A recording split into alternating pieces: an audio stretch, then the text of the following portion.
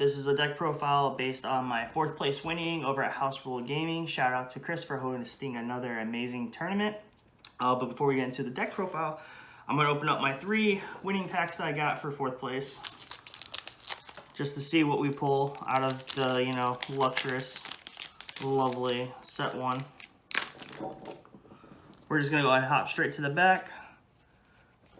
So we got 2 rares for the first pack. One's going to be Matt. The other one is going to be a Digimon.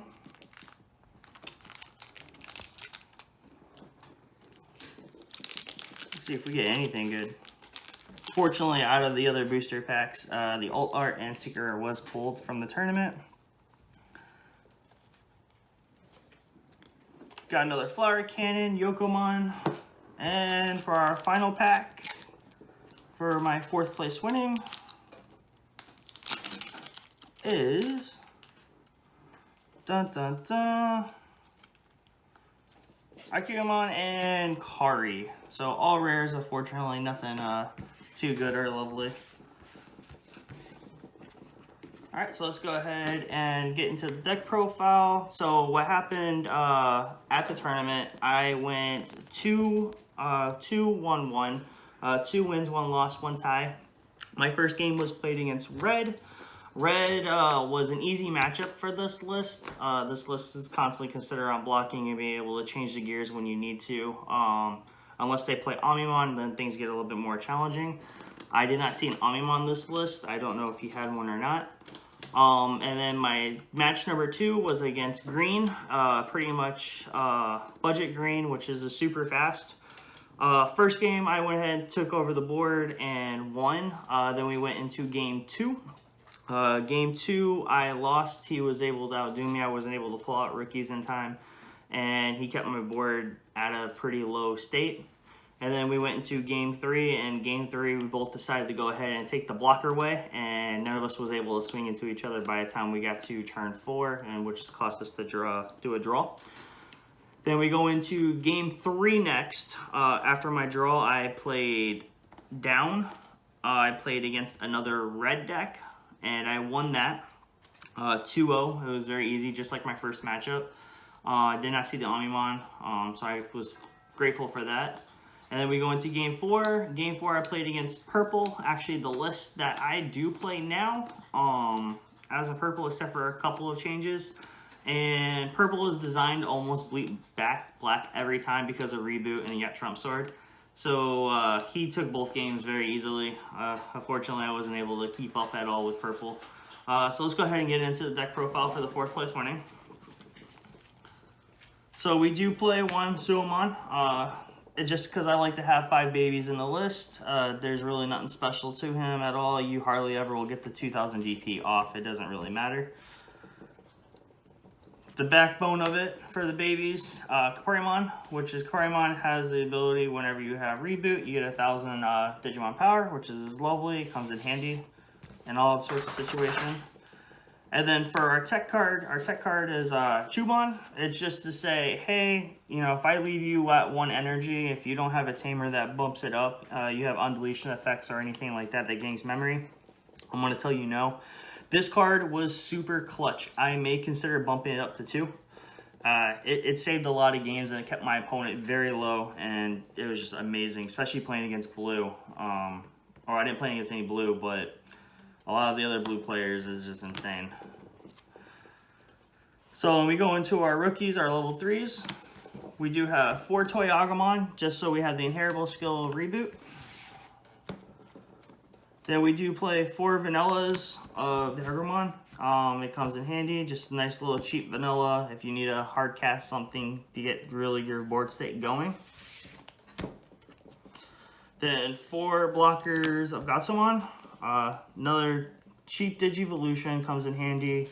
Goes ahead, pop this down to your baby, draw a card, or you can just hard play it. This card will save you in the early game, because with this deck you mostly want to rely on blockers until you get into about mid game and you start swinging with like War Greymon and stuff like that. It's a really good blocker. Nice cheap. Then we play 4 of the Greymon. This Greymon, if it has reboot, it gains jamming. I might wind up scrapping this card for something cheaper just so I can turbo this deck out, unfortunately. I didn't find jamming really that helpful at all in this list. So this is definitely a card that is leaving. 4 more blockers, Digimon. It's a nice level 5 with 7k. The only difference is you can't attack with it, but that is fine. You're using this just to stop, you know, rookie rush or anything that's cheap costing getting through until you're able to get into War Greymon. And then for our last vanilla, Nomon, he's a cheap champion. Easily goes into, can't talk today.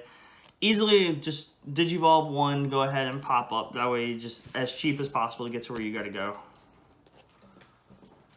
And then 4 more blockers is our Andromon. This Andromon is actually really nice because it is allows to still attack without any downfall. You don't lose memory, or it ain't like Digimon where it says, hey, you cannot attack. Usually when you swing, you attack with this card, you're going to swing in them for something that's cheap, and then you're able to use Toyagamon's ability to go ahead and reboot him back up so you always have an extra blocker on the field if worse comes to worse. He's very situational. You just got to know when to use him. It's one of those situations where you need to know to go from 3rd gear to 4th gear.